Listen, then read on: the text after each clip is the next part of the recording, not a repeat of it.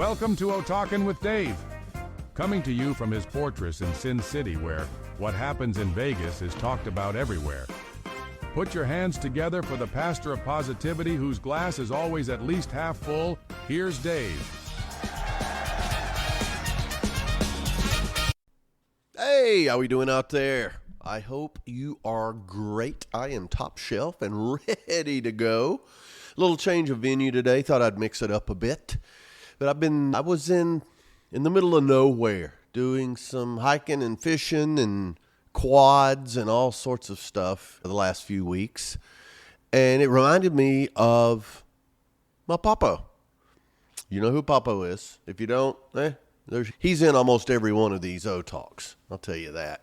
But just being outside of the city made me think of so many times that we were just on the farm. Just doing nothing, doing it all day though, and having a good time. And the farm never failed to teach me something.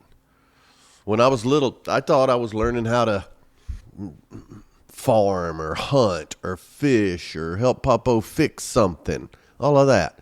No, what I was learning were the lessons that I've used my entire life.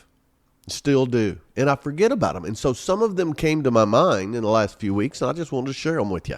Will that work? All right.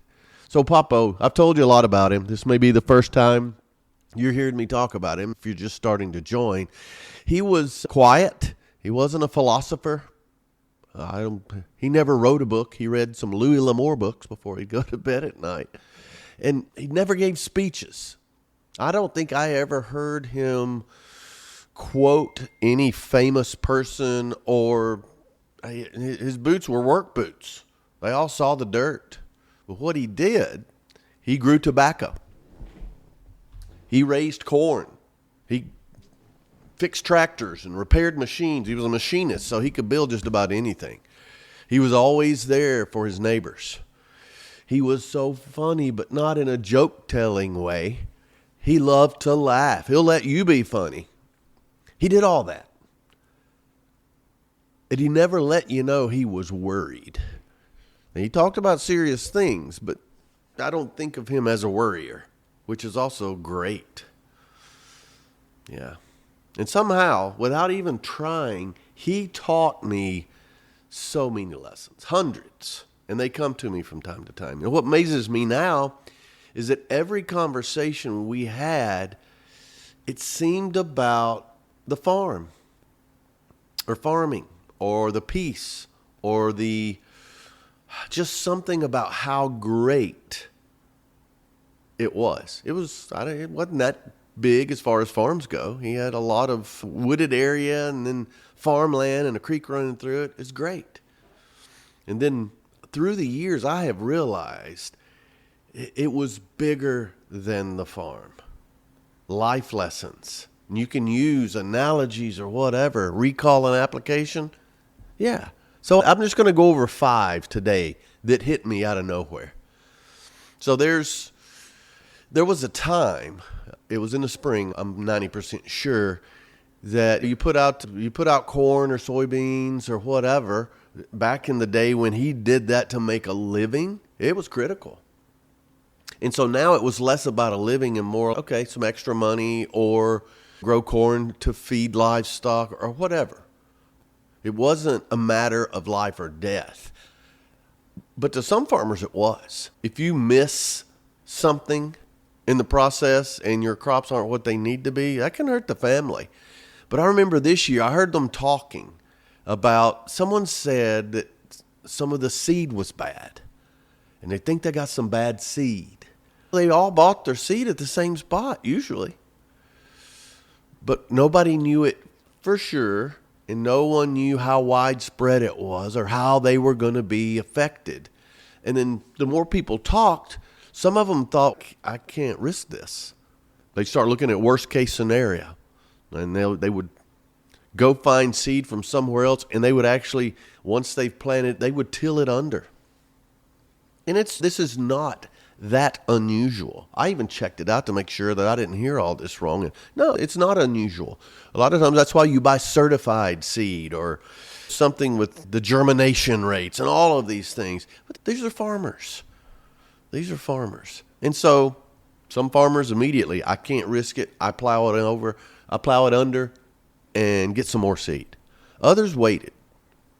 PAPO waited. And I asked him, aren't you worried that these seeds are bad? And he almost went Chinese farmer on me. Maybe. And then why don't you do what they're doing? Because I didn't hear, this was important. And he said something I've never forgotten.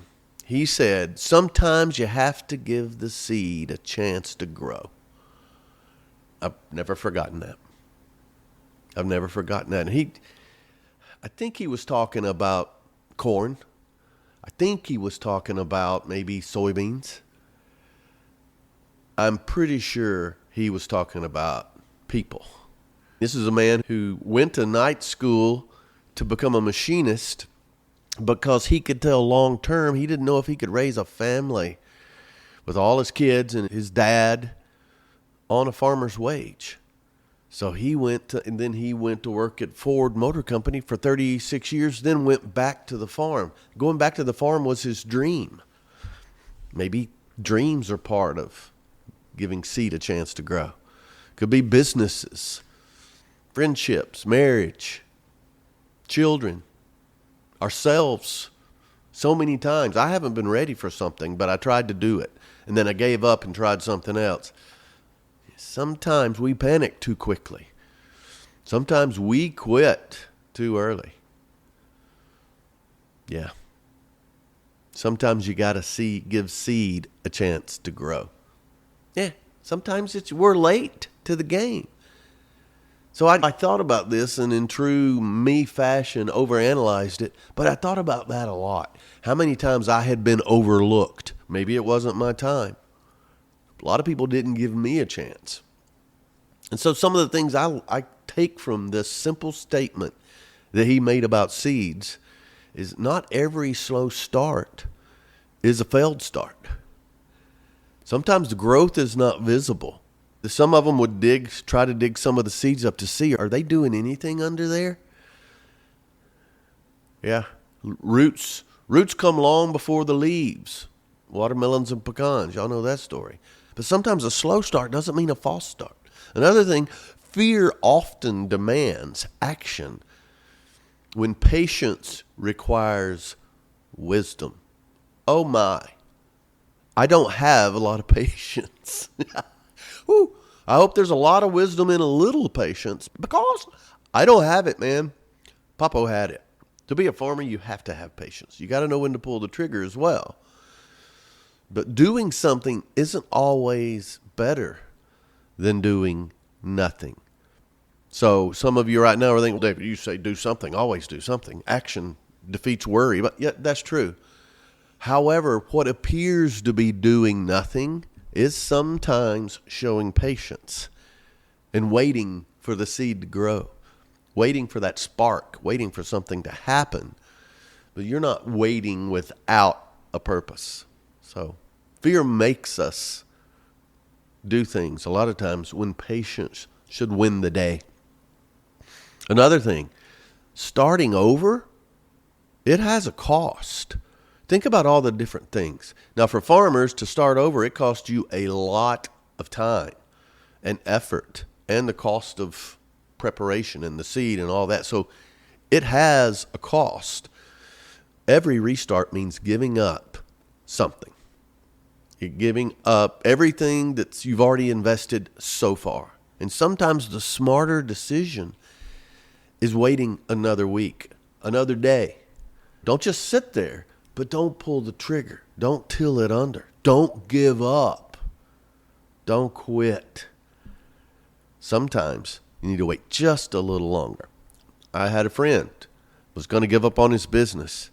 And it had a horrible couple of years. And wouldn't it be a shame if you gave up right before everything turned around? So starting over does have a cost. And then the hope. There's a lot of hope I talked about, I did a whole podcast on farming and how much faith you have to have. Hope is not just wishful thinking. Hope is informed patience. You've got something that's giving you enough hope to where you can wait. Hope with patience, it watches. It adjusts to what it needs to. It doesn't panic. And then the last thing, even if it fails, you know you gave it every chance. Yeah, even if it is bad seed, you gave it every chance. There's a lot of peace in knowing you didn't quit too early. Now see, when I do these 5 different things I take from it, those are life lessons. One of the things I've had happen in the last year is I did everything I could up to the last minute. And I made it known. It didn't work out the way I probably wanted it to. However, it worked out exactly how I needed it to. So my patience, my whatever was challenged and didn't work out, it seemed like a fail. It was not. It's what needed to happen. But I didn't give up. I'll take a lot from that. So give the seed a chance to grow. Does that mean mindlessly hope your way into failure? No. Just sometimes you think through that and you find the lessons, even if it fails. By the way, it wasn't bad seed. He had one of the best 8-acre crops I think he ever did. But he waited for it. He waited for it, and the seed came through. Yeah, sometimes you win, sometimes you lose. All right, the second thing, I remember this mule that his neighbor had. And it wasn't friendly. It wasn't nice. I don't know that he was dangerous, but he was definitely opinionated. If you walked behind him too carelessly, he'd let you know who he was and what he was capable of. I remember when we would go over there from time to time for whatever reason. It was usually wasn't really a social call. It was to check on something or lend or borrow or whatever. He would tell me, be careful around that mule. Be careful around that mule. That's about it. And it wasn't a pretty animal either. Wasn't a pretty animal. I'm not talking about mules. I don't want to get some big pushback from the mule lobby out there. However, if you tried to rush him, meaning make him go faster than he wanted to, he would just stop. I remember they would use him to pull a wagon. I guess way back in the day, he may have pulled a plow or something way back in the day if he was that old. But also, they used him to break a horse. They would tie a horse to it. It was a little spirited, and that mule would just stand there. And it calmed the horse down because the horse wasn't going to move him. But everybody seemed to not like this mule. And so I asked Papo, I said, why does he keep him? Why would he? And just Papo's man a few words. He said, because he works. What do you mean he works? He said, you don't judge a mule on his personality. You judge him based on what he can do. Can he pull the wagon? Can he pull the loaded wagon when it would take 3 horses to do it? He's consistent. There's a life lesson right there. Some people are rough around the edges. You could probably think of a few people. Maybe they got big ears and look like a mule. I don't know. Some people are quiet. Some are awkward. Some just don't smile enough. Some never learn their people skills. However, they can still be dependable. They can still be loyal, hardworking. You can count on them. Yeah, they're not the show pony, but when you need them, they're there. And a lot of people will confuse personality with character. Character pulls the load. Yeah. Sometimes charm is just, it's just watching. It's not helping. And so I looked at that mule because I had never seen that mule work before. And as we were leaving, Papo pointed over to this massive wagon. And I don't think it had anything in it. The big, looks like something the Oregon Trail or something like that. And he said, that mule can pull that wagon up the hill that we came to his house. We came up a hill. I forget what he called it. Anybody that's been there, all my family knows the name of this hill. I can't remember. But it's long, and it turns, and it's steep. He said that mule can pull that wagon up the hill, loaded, no problem. I never looked at that mule the same way again. I had no idea. It was just this mean, ugly animal. Yeah, sometimes people are rough around the edges. Don't judge them on that. Judge them on their work. A lot of mules in my life. You'll look at them a little differently now.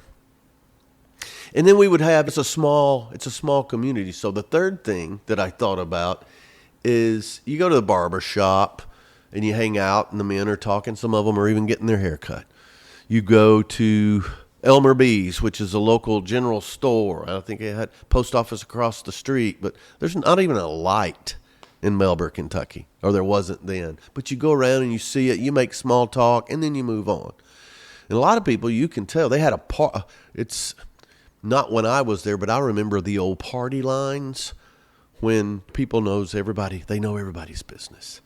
And then even like with the seed thing, if PAPO was not, if everybody else wanted to till the seed under and he didn't, they'd talk bad about him or say he doesn't know what he's doing, or they'd question his intelligence. It was always, everybody knew everybody's business. Farm communities have always had, we'll just call them nosy neighbors. What are they doing? They know every truck. They know who drives what. They know every dog. They know everything about each other. Yeah, they know who bought fertilizer, where they bought it, if they did something a little different, who sold cattle, who'd they sell it to, why'd he sell it to him? Yeah. Oh, if I got a new tractor, somebody's uppity. I remember when he bought a new farm truck. Nice. Oh, everybody was looking. And he didn't really care, but he was aware. And everybody's in everybody else's business, and sometimes he would say something about it. Mama would definitely say something about it, because she was pretty much in everybody's business too. And I remember one day I asked Papa, why is everybody so worried about everybody else? And he just smiled, and I remember what he said. He said, because their own business is hard enough, then they need to get in somebody else's.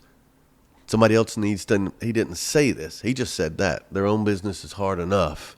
They need something else. They need an outlet. They need to compare and contrast to make them feel better. And there's one guy in particular that always got on Papa's nerves, or as much as one could. And so one of that very same neighbor called while I was still there. I would go up there for a couple of weeks at a time. He called, needed some help. Papa was a machinist. He was pretty handy, and this guy was doing something, and it broke down. And he knew Papa could either fix it or make a part or whatever. Get in a truck. Let's go. Yeah, Papa showed up. No speeches. No, yeah, now you're calling for help. I know what you've been saying, blah, blah, blah. I know you're not this, you're not that. None of that. He just showed up with some tools and helped him out, because that's what you do. I asked why on the way home. I learned more on the way home than, and he said people are more important than being right. He was confident. He was confident in whatever the problem was. And he could have held a grudge against this guy. Man, can you imagine? This would be the equivalent of somebody posting something about you. Oh my goodness. Yeah. Everybody's in everybody else's business until they need some help. And then we go back to the character on the mule. Character shows up and gets things done. So sometimes helping others, it changes them. Sometimes it doesn't. But it always changes us. Makes us better. We learn. I'll never forget it. Then another one. I remember I would say he wasn't wealthy. He didn't have $1 million in the bank. He did all right. He saved his money. When he passed, his estate was considerable. But the thing is, they lived very simple lives. I remember the first time we would go out and eat Just if we were on the road and couldn't get home in time, sometimes we'd go out and eat so Mama didn't have to cook, but not very often. Not very often. They saved their money. And farmers understand something that truly wealthy people probably never learn. Yeah. You don't have to be rich to be generous. You don't always have extra on the farm. That's why you eat leftovers so many times. We would eat what's left over from dinner. Mama would do something the next day for lunch, or she would make that go as far as she could, even when they had plenty. Sometimes you got to share. Sometimes it's, as a community, you have to share. I watch PAPO give away stuff from their garden so often. I saw him, he would brag about certain things, and part of it was, look how you're proud of your garden. I think people will judge their self-worth sometimes by how large their tomatoes are or how quickly they ripen or whatever. And so people share. If you have extra of this, you share that, and they'll share what they have. That is a beautiful thing about some of these communities. And I watched PAPO give away a lot of stuff. He'd loan equipment. He would borrow equipment, which something that he said you're better off not doing, because if you break it, and my dad always said that too. But he would go fix things for them, like that man I just talked about. Help people, if their cow was out, somebody would call. Everybody knew their cow. He would go and help them fix the fence. He would either do the work for them or give the tools to do the work. They would help each other bale hay. Oh, getting hay in, that was something, especially when weather was imminent and, hey, we got to help. Raise a barn. They help each other, even when money or time was tight. Yeah, I remember one time he was going to give something away, and I didn't know the big plan, but I said, don't we need this? Aren't we going to need this? And he said, probably. Then why are you giving it away? Because someday we're going to need something, and they'll remember it. Now, this sounds like The Godfather or prison or something like that. No, that man, and I found out later, he didn't use it very often, and that man needed this. He didn't have one. He's going to use it a lot more often. And he said, I know where it is. If I need to borrow it, I'll borrow it. Borrow your own tool? Why? He needs it more than me. Generosity. It's not measured by how much you have. It's measured by how willing you are to share what you do have. And I'm not going to go all Sunday school on you, but you can't outgive.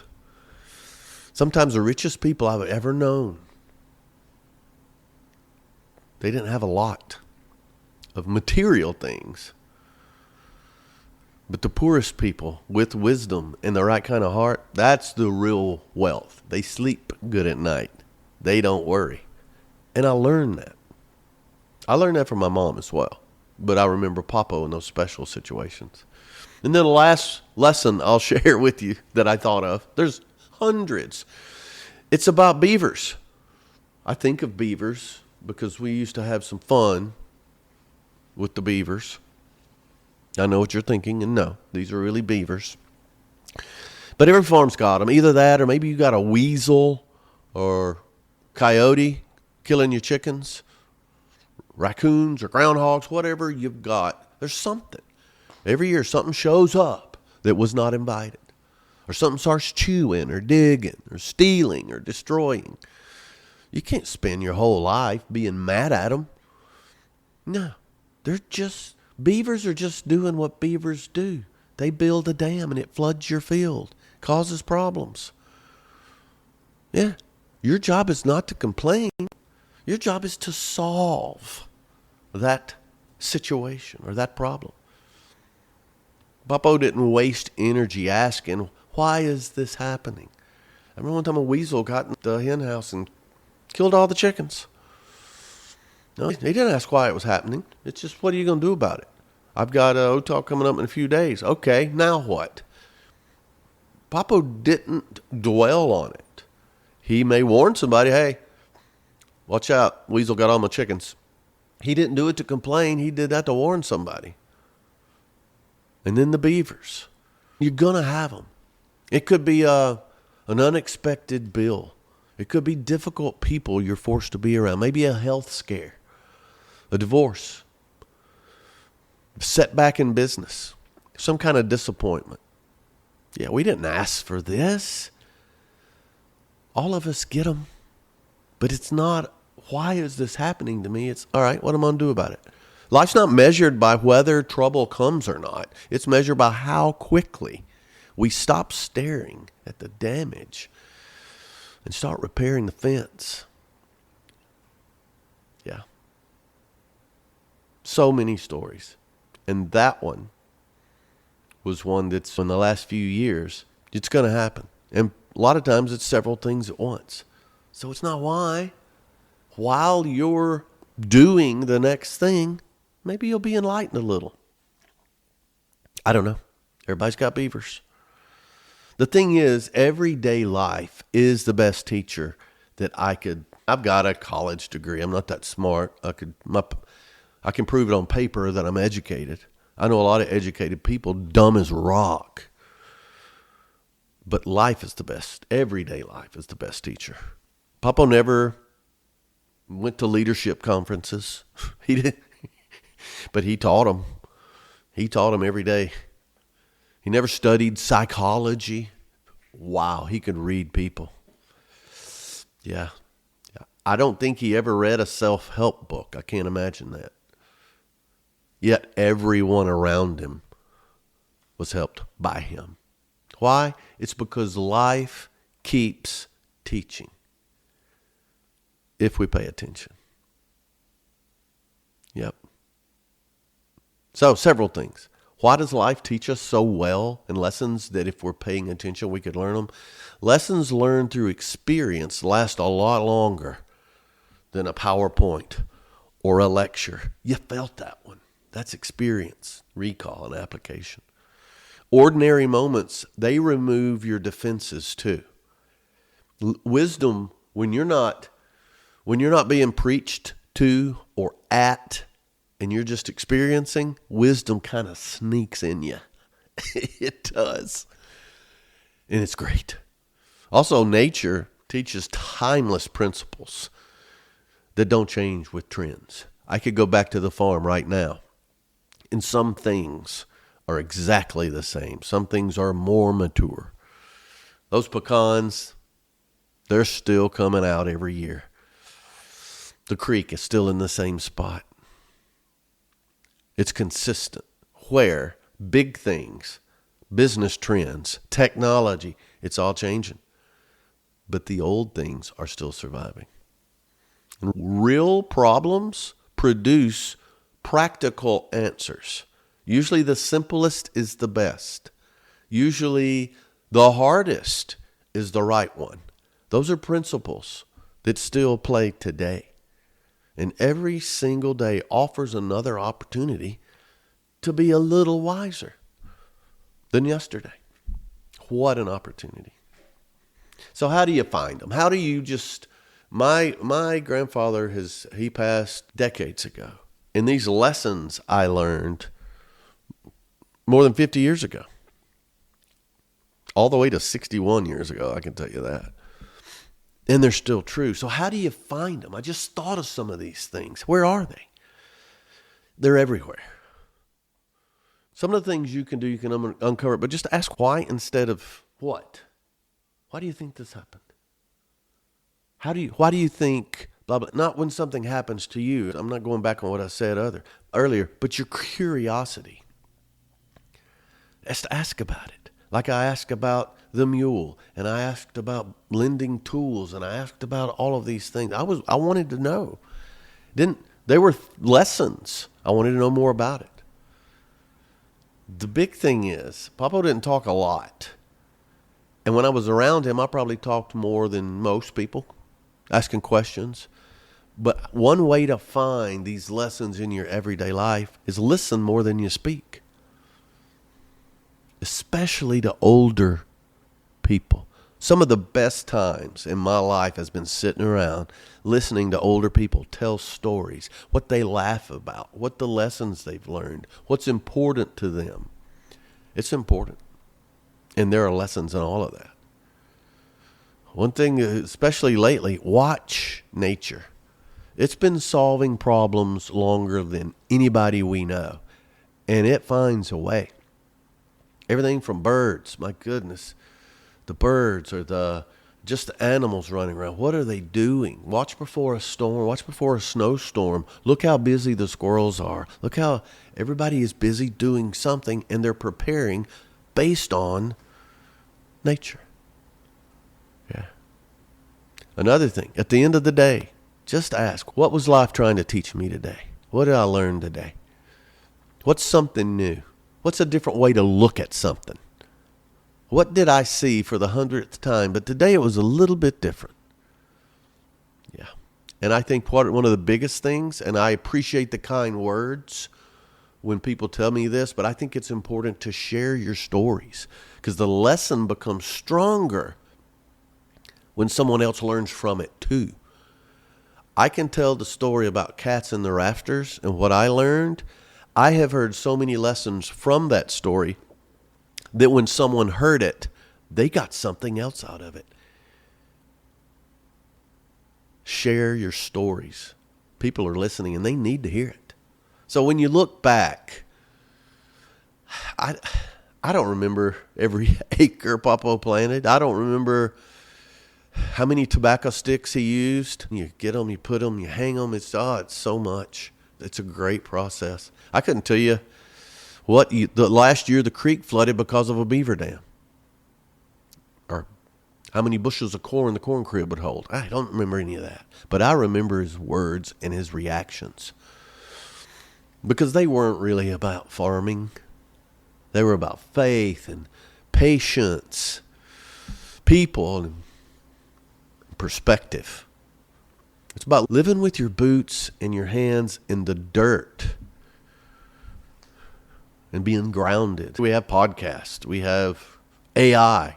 Oh, what will PAPO think about AI? He wouldn't trust it, I'll tell you that. He had the Farmer's Almanac. But we got leadership books, online courses. Experts are everywhere. Experts, my ass. And they're all valuable. Oh, they're valuable. Great tools. But don't overlook the wisdom of sitting on a front porch somewhere and just listening. Don't dismiss that person who's still fixing a tractor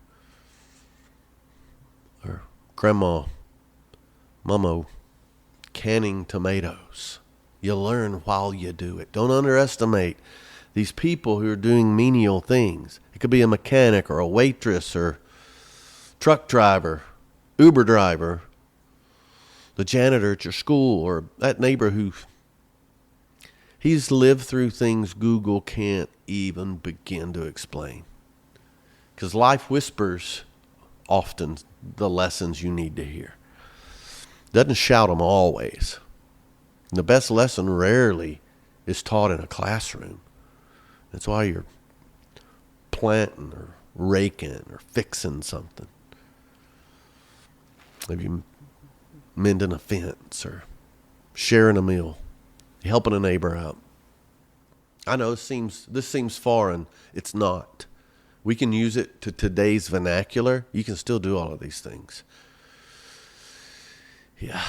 Or maybe it's standing next to an old farmer who just simply says, sometimes you got to give the seed a chance to grow. Maybe that's exactly what somebody in your or my life needs today. Or maybe it's what I need to hear about some things going on in my life. Sometimes you got to give a seed a chance to grow. All right, I get very nostalgic on this. And when I talk about recall and application, here's 5 more that hit me out of nowhere recently, and it brought it back. And actually, while I've been talking, I thought of a couple of more. So I'll save that. I'll save those for another time. But hit me up. Tell me what you think. Give me stories. Please give me some stories about your grandma or grandpa or favorite uncle or whoever that taught you a ton. I would love to hear them because they're applicable today. We're so sophisticated. Everybody's got beavers, man. And some have mean old mules, but they get the job done. All right, hit me up, david@otalks.com or davidotalks.com, or just go to the website. We got all sorts of stuff on there. Shows you how to get a hold of me. Let me know. Let me know what you think. I appreciate it. Thanks for hanging out. Thanks for hanging on. But most of all, thanks for O-Talking with Dave. Giddy up.